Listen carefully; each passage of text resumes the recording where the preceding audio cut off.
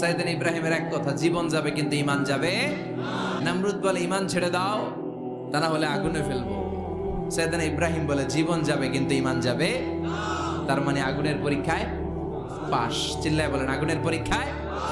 পরীক্ষা নাম্বার 2, একটার পর একটা পরীক্ষা নিতে আল্লাহ শুরু করলেন। আল্লাহ বললেন ইব্রাহিম যাও, কলিজার টুকরা সন্তানকে আর হাজারকে মক্কার ধুধু প্রান্তরে ফেলে দিয়ে আসো। ওখানে মানুষ নাই, প্রাণী নাই, জনমানব শূন্য, দেখি আমার কদ্দুর ভালোবাসো। বলতে দেরি 2 শব্দ নাই, মরুভূমিতে ফেলে দিয়ে আসলেন। তার মানে পরীক্ষা নাম্বার 2তেও কথা বলেন, 2তেও। পরীক্ষা নাম্বার 3, আল্লাহ বললেন ইব্রাহিম দেখি তোমার হৃদয়ে আমার জায়গা কতটুকু। যাও, কলিজার টুকরা সন্তান ইসমাইলের গলার মধ্যে তলোয়ার লাগাও। সাইয়েদনা ইব্রাহিম বিয়ে করার পর থেকে আল্লাহর কাছে চাইতে চাইতে শেষ, মাগার সন্তান হয় না। ওনার প্রথম সন্তানটা হয়েছিল সাইয়েদনা ইসমাইল যখন জন্মগ্রহণ করেছে। ইব্রাহিমের বয়স ছিল 86 বছর। এই এলাকায় আসেনি 86 বছর বয়সে সন্তান হয়েছে। 86 বছর বয়সে তো হাঁটতেই পারে না। সাইয়েদনা ইসমাইলকে যখন আল্লাহ তাআলা সাইয়েদনা ইব্রাহিমকে উপহার দিয়েছেন, তখন সাইয়েদনা ইব্রাহিমের বয়স 86 বছর বয়সে যে কলিজার টুকরা সন্তানটাকে হাতে পেলেন, চাঁদের মতো সুন্দর ছেলে। আল্লাহ বললেন দেখি আমার হৃদয়ে তোমার জায়গা কতটুকু, ইসমাইল রে জবাই করো। বলতে দেরি, ছুরি লাগাতে দেরি হয় না। তার মানে এই পরীক্ষায় পাস।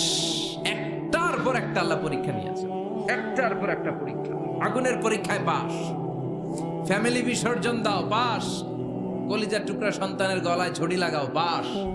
এবার আল্লাহ বললেন এরপর তোমার বড় দায়িত্ব দিব, তোমাকে হজ প্রোগ্রামের এমডি বানাই দিলাম, ম্যানেজিং ডাইরেক্টর অফ হজ। সুবহানাল্লাহ কইবেন না? আল্লাহ বললেন ইব্রাহিম বিশাল বড় কাফেলা বানাও, হজের আঞ্জাম দাও।